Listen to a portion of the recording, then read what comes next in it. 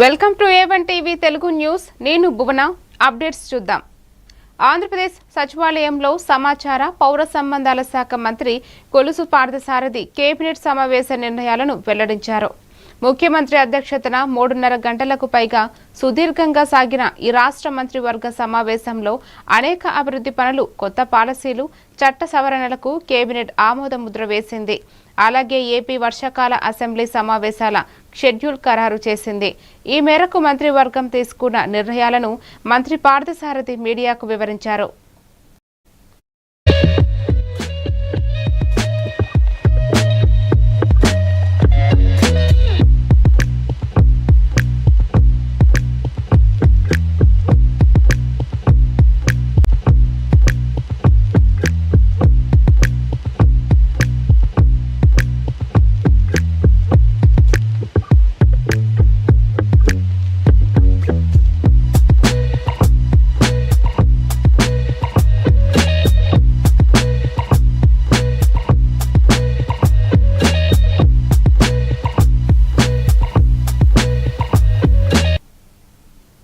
తెలంగాణలో తెల్ల రేషన్ కార్డుల పంపిణీ ముహూర్తం ఖరారైంది. ఆగస్టు 15 నుంచి కొత్త తెల్ల రేషన్ కార్డుల పంపిణీ చేయనున్నట్లు మంత్రి ఉత్తమ్ కుమార్ రెడ్డి తెలిపారు. అర్హులైన 1.5 కోట్ల మంది పేదలకు కొత్త రేషన్ కార్డులు ఇవ్వనున్నట్లు వివరించారు. ఆగస్టు 15న సంగారెడ్డిలో సీఎం రేవంత్ రెడ్డి చేతుల మీదుగా రేషన్ కార్డులు పంపిణీ కార్యక్రమాన్ని నిర్వహిస్తామని చెప్పారు. అదే రోజున మొత్తం 119 నియోజకవర్గాల్లో ఒకేసారి రేషన్ కార్డులు పంపిణీ చేస్తామని వెల్లడించారు. అర్హులైన ప్రతి కుటుంబానికి రేషన్ కార్డు అందిస్తామని చెప్పారు. అయితే రేషన్ కార్డు పంపిణీ కార్యక్రమం విజయవంతంగా సాగేందుకు ప్రభుత్వం పలు కీలక ఆదేశాలు జారీ చేసింది. అర్హులైన ప్రతి ఒక్కరికి కార్డు అందేలా తుది లబ్ధిదారుల జాబితాల ధృవీకరణను త్వరితగతిన పూర్తి చేయాలని అధికారులను ఆదేశించింది. అలాగే రేషన్ కార్డుల ముద్రణ స్థాయి నుండి జిల్లాకు చేరే వరకు సురక్షితమైన రవాణా నిర్వహణపై పౌర సరఫరాల శాఖ ప్రత్యేక నిఘా ఉంచింది.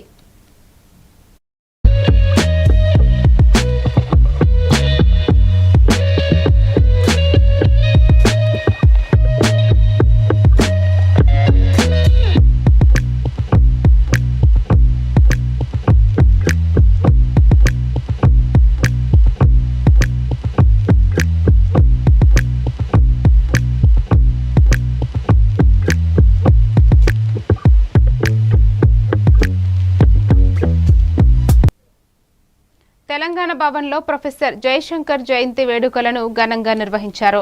ఈ కార్యక్రమంలో పాల్గొన్న బీఆర్ఎస్ వర్కింగ్ ప్రెసిడెంట్ కేటీఆర్ జయశంకర్ చిత్రపటానికి నివాళులు అర్పించారు.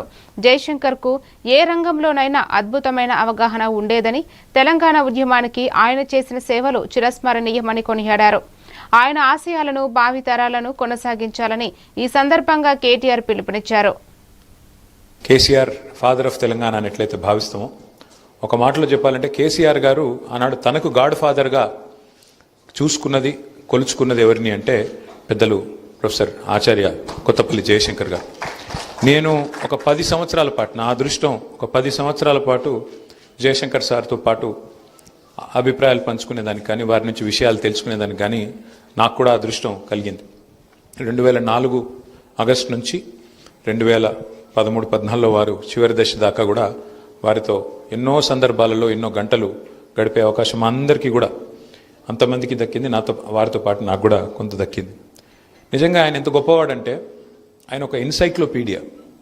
ఎప్పుడు ఏ రోజు ఏ సెకండ్లో మనకి ఏ అనుమానం వచ్చినా, ఏ సందేహం వచ్చినా సార్కి ఫోన్ చేస్తే ఆన్సర్ వెంటనే దొరికేది. ఫలానాది ఆయనకు తెలియదు, ఫలానా విషయం వారికి తెలియదు అనే పరిస్థితి లేదు.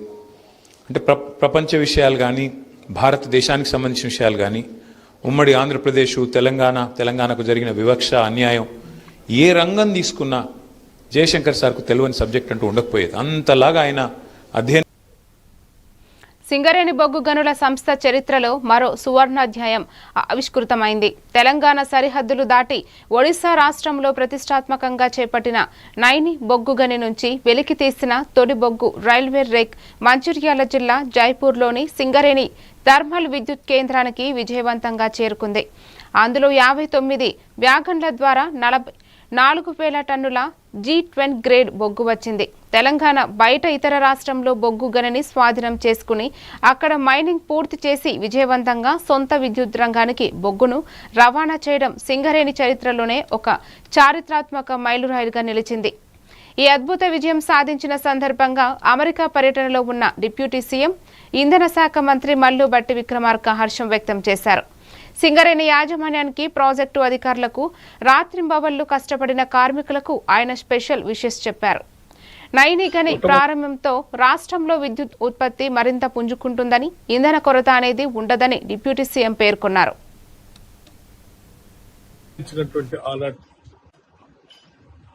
నైని కోల్ బ్లాక్ నుంచి సింగరేణి థర్మల్ పవర్ ప్రాజెక్టు కోసం కేటాయించినటువంటి ఆనాటి సింగరేణి సంబంధించిన నైని కోల్ బ్లాక్ నుంచి మొట్టమొదటి రైల్ ర్యాక్ ద్వారా బొగ్గు వస్తున్నటువంటి సందర్భంలో నిజంగా ఇది చాలా సంతోషించదగినటువంటి అంశం, చారిత్రాత్మకమైనటువంటి అంశం కూడా సింగరేణి కాలేజ్ సంబంధించినంత వరకు. రాష్ట్ర ప్రభుత్వం రాష్ట్ర అవసరాలను దృష్టిలో పెట్టుకుని జెన్కో ద్వారా ప్రొడ్యూస్ చేస్తున్నటువంటి పవర్ సెక్టార్ తో పాటు సింగరేణి కూడా పవర్ జనరేషన్ లో భాగస్వామి ఈరోజు పవర్ ప్రాజెక్ట్ నడుపుతున్నటువంటి విషయం కూడా మనందరికీ తెలిసింది. ఈరోజు రాష్ట్ర అవసరాల దృష్టి ఒకటే కాకుండా దేశంలో ఉన్నటువంటి ఇతర రాష్ట్రాలకు కూడా సింగరేణి కాలనీస్ బొగ్గుని సరఫరా చేస్తూ రాష్ట్ర ప్రయోజనాలను కూడా దృష్టిలో పెట్టుకుని రాష్ట్రంలో జెన్కో ప్రొడ్యూస్ చేస్తున్నటువంటి పవర్ ప్రాజెక్ట్స్ కి, సింగరేణి ప్రొడ్యూస్ చేస్తున్నటువంటి పవర్ ప్రాజెక్ట్స్ కూడా కోల్ సప్లై చేస్తూ రాష్ట్ర అభివృద్ధికి ఎంతో హితోధికంగా. హైదరాబాద్ లో బీఆర్ఎస్ వర్కింగ్ ప్రెసిడెంట్ కేటీఆర్ తో వంచిత్ బహుజన్ అఘాడీ అధినేత డాక్టర్ బిఆర్ అంబేద్కర్ మనువడు ప్రకాష్ అంబేద్కర్ భేటీ అయ్యారు. బంజారా హిల్స్లోని కేటీఆర్ నివాసంలో జరిగిన ఈ సమావేశంలో పలువురు సీనియర్ బీఆర్ఎస్ నాయకులు పాల్గొన్నారు. భేటీ అనంతరం ప్రకాష్ అంబేద్కర్ ను కేటీఆర్ శాలువాతో సత్కరించి జ్ఞాపికను అందజేశారు.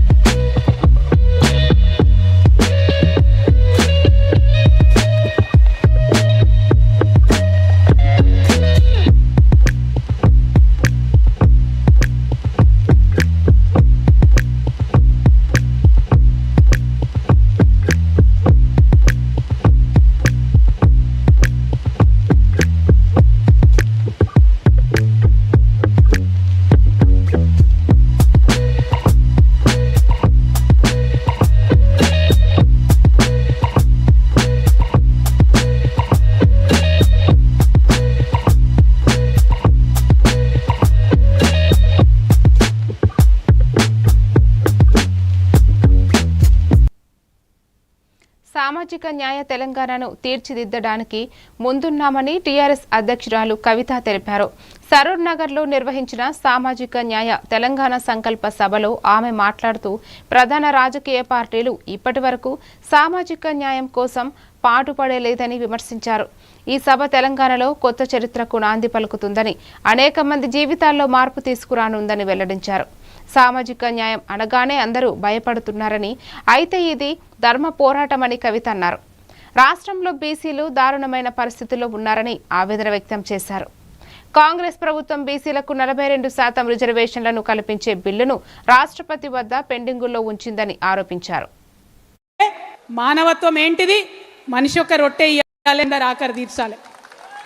ధర్మం ఏంటిది? మనిషి యొక్క రొట్టె ఇయ్యాలి, అందరు ఆకలి తీర్చాలి. న్యాయం ఏంటిది? మనిషి యొక్క రొట్టె ఇయ్యాలి, అందరు ఆకలి తీర్చాలి. చట్టం ఏం చెప్తుంది? వనరులు సమానంగా పంచుకోవాలి, మనిషి యొక్క రొట్టె ఇయ్యాలి, అందరు ఆకలి తీర్చాలి. కానీ ఏం జరుగుతుంది వాళ్ళ భారతదేశంలో? 100 రొట్టెలు ఉన్నాయి, ఆకలితో నుండే 100 మనుషులు ఉన్నారు. కానీ బలవంతులైనటువంటి 10 మంది మనుషులు 90 రొట్టెలు తింటున్నారు. ఇవాళ బలహీనమైనటువంటి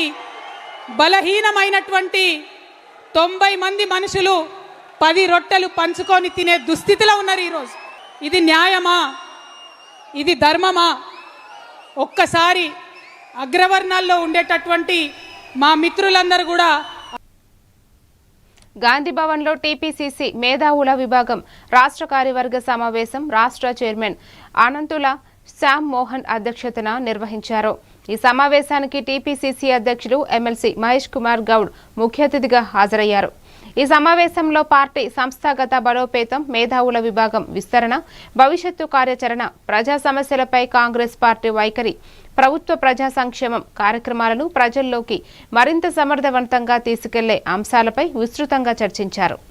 ఈ సందర్భంగా నాయకులు రాష్ట్ర వ్యాప్తంగా మేధావుల భాగస్వామ్యాన్ని పెంపొందించేందుకు కార్యాచరణను మరింత వేగవంతం చేయాలని నిర్ణయించారు. ఈ సమావేశంలో all India Congress intellectual cell committee chairman Praveen Dawal, vice chairman Pushpalakshman, పలువురు రాష్ట్ర నాయకులు, మేధావుల విభాగం ప్రతినిధులు పాల్గొన్నారు.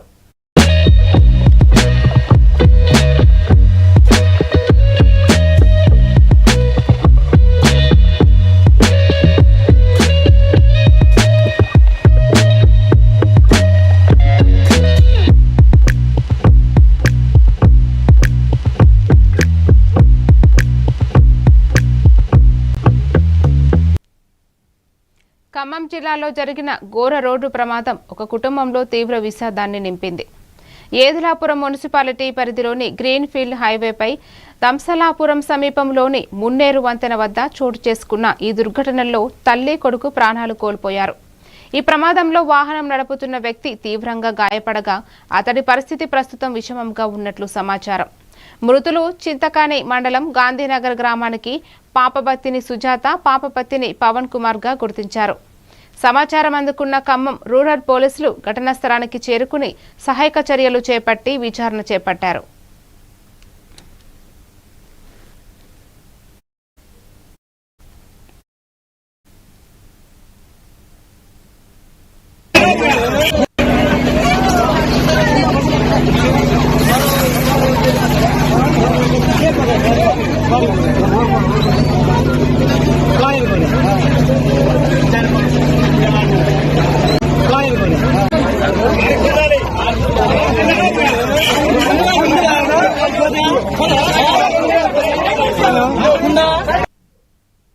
విజయనగరం జిల్లా గజపతి నగరంలో వైఎస్ఆర్సీపీ ఆధ్వర్యంలో రీలే నిరాహార దీక్షలు ప్రారంభమయ్యాయి. మాజీ ఎమ్మెల్యే బొత్స అప్పల నరసయ్య దీక్షలను ప్రారంభించి డీఎస్సీ అక్రమాలపై సీబీఐ విచారణ జరపాలని, నైతిక బాధ్యత వహిస్తూ విద్యాశాఖ మంత్రి నారా లోకేష్ రాజీనామా చేయాలని డిమాండ్ చేశారు. కార్యక్రమంలో వైసీపీ నాయకులు, కార్యకర్తలు పాల్గొన్నారు. ఏదైతే కూటమి ప్రభుత్వంలో మరి మెగా డిఎస్సీ నిర్వహించారో దాంట్లో ఎన్నో అవతాలు జరిగాయి. ఉద్యోగులు అమ్ముకున్న పరిస్థితి, అదేవిధంగా స్పోర్ట్స్ కోటాలో అక్రమంగా పోస్టు ఇచ్చే పరిస్థితి, మరి అన్నిటి మీద కూడా సిబిఐ ఎంక్వైరీ జరగాలి, లోకేష్ రాజీనామా చేయాలి, ఏదైతే నైతిక బాధ్యత వహిస్తే అన్నిటి మీద. కానీ ప్రజలు ఆ భ్రమలను తొలగించే రోజులు దగ్గరలో ఉన్నాయి.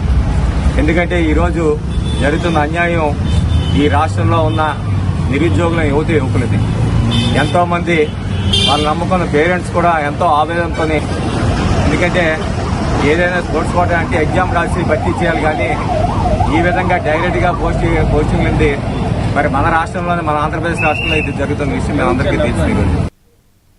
శ్రీశైలం జలాశయం తెలుగు రాష్ట్రంలో సాగు, త్రాగునీటి అవసరాలు తీర్చే జీవనాడి. ఎగువన కురుస్తున్న వర్షాలకు కృష్ణమ్మ వరద ఉరకలేస్తూ డ్యాంలో చేరుతోంది.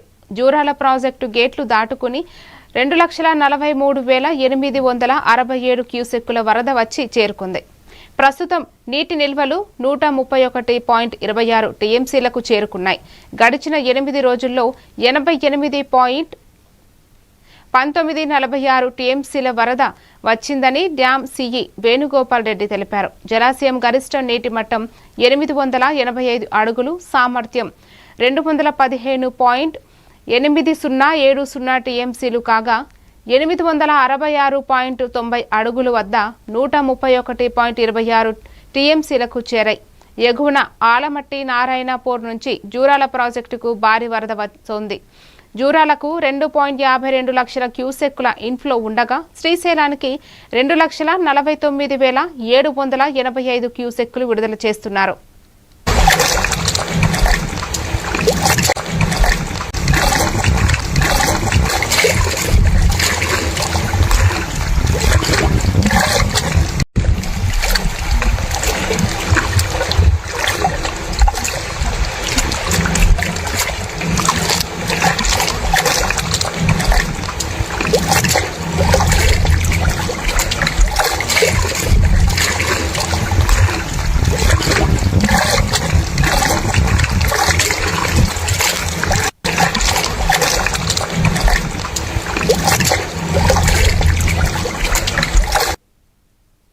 నంద్యాల జిల్లా శ్రీశైలం దేవస్థానంలో నిర్వహించనున్న వరుణయాగ సహిత సహస్ర ఘట్టాభిషేకానికి దేవాదాయ శాఖ మంత్రి ఆనం రామనారాయణ రెడ్డిని ఆలయ ధర్మకర్తల మండలి ఆహ్వానించింది.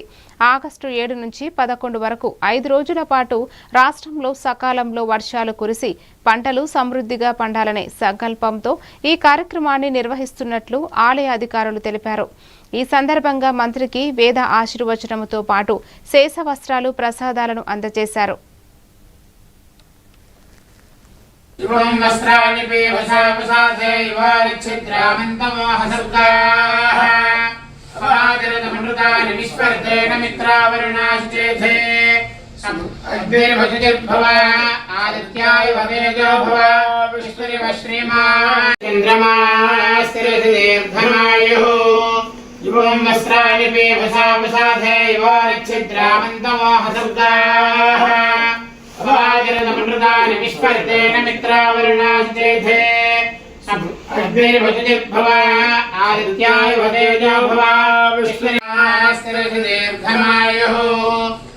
వస్త్రాణి పేవసావసాధే యువారిచ్ఛిద్రామంతమోహసర్గాః అవాజరదమృతాని విస్పర్తేన మిత్రావరుణాశ్చేధే అగ్నిర్భజతిర్భవ.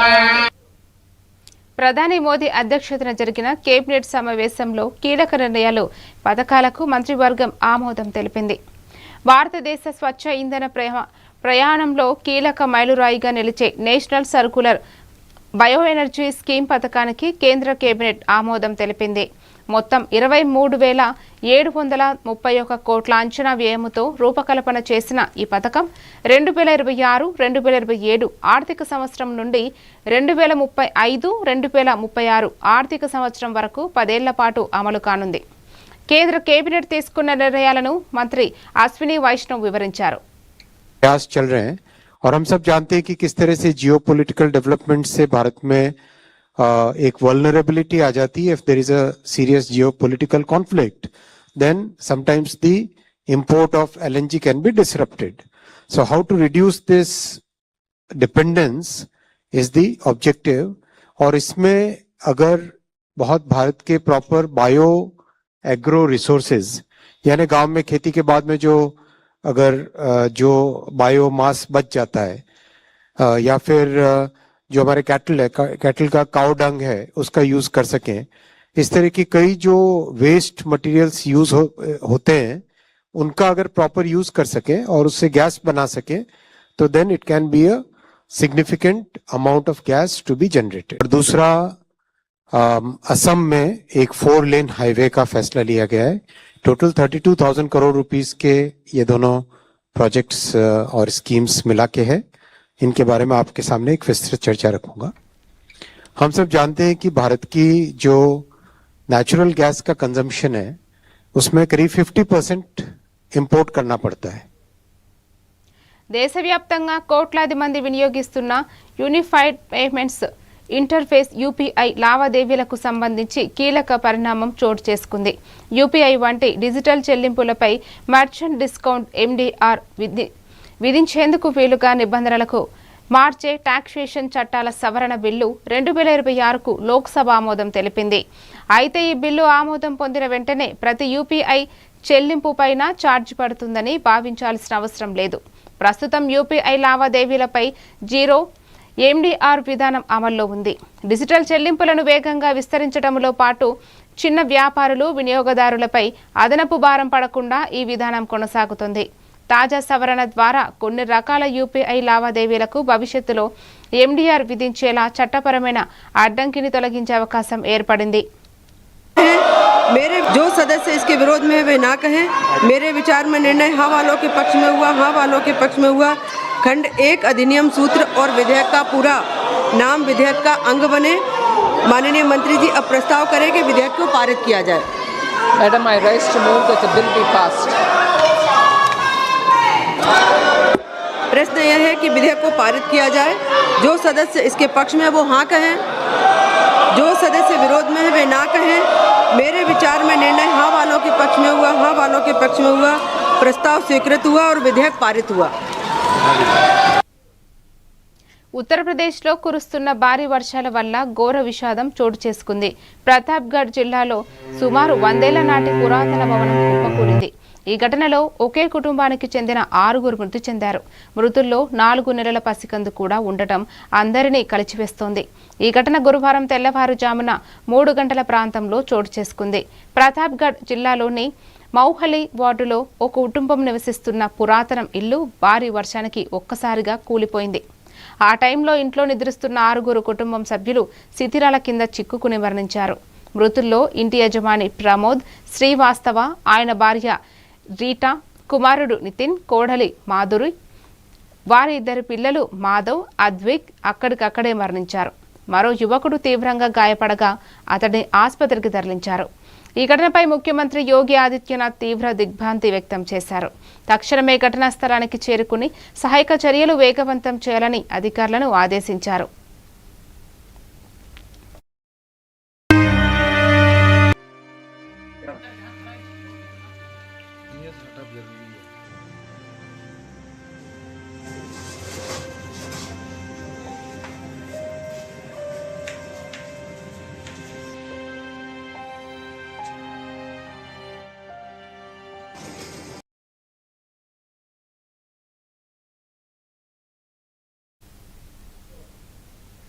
తోటి మహిళా జర్నలిస్టుపై అత్యాచారానికి పాల్పడిన కేసులో తెహల్కా మాజీ ఎడిటర్ తరుణ్ తేజ్ పాల్కు బాంబే హైకోర్టు శిక్ష ఖరారు చేసింది. తరుణ్ తేజ్ పాల్కు 10 ఏళ్ల జైలు శిక్షతో పాటు 5 లక్షల జరిమానా విధించింది. అలాగే 4 వారాల్లో లొంగిపోవాలని ఆదేశించింది. 2013 నాటి ఈ కేసులో బాంబే హైకోర్టు గోవా బెంచ్ తరుణ్ తేజ్ పాల్ను దోషిగా నిర్ధారించింది. ఇవాళ మధ్యాహ్నం శిక్షను ఖరారు చేసింది. గతంలో తేజ్పాల్ నిర్దోషి అని ట్రయల్ కోర్టు తీర్పు ఇవ్వగా ఈ తీర్పుపై గోవా ప్రభుత్వం హైకోర్టును ఆశ్రయించింది. విచారణ జరిపిన న్యాయస్థానం ట్రయల్ కోర్టు తీర్పును రద్దు చేస్తూ ఈ కేసులో తరుణ్ తేజ్ను దోషిగా ప్రకటించింది. ఈ తీర్పుపై తరుణ్ తేజ్పై కోర్టుకు వెళ్తామని ఇప్పటికే ప్రకటించారు. కాగా 2013లో తెహల్కా యాజమాన్యానికి లీక్ అయిన ఒక ఈమెయిల్లో తనని మరియు తన తోటి ఉద్యోగిని మధ్య జరిగిన ఒక దురదృష్టకరమైన సంఘటనను తప్పుడు నిర్ణయంగా తేజ్పాల్ అభివర్ణించారు.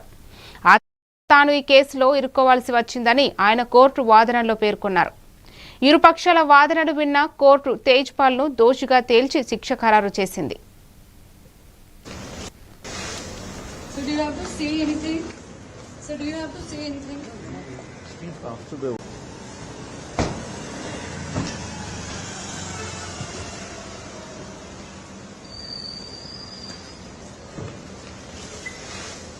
So do you have to say anything? So do you have to say anything?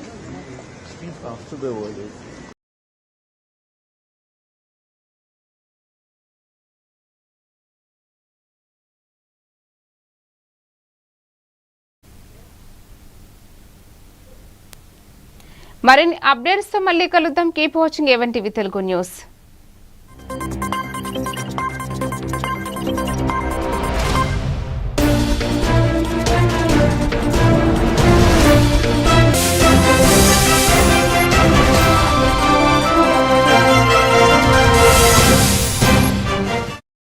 రెండు 25/8/2022 నాడు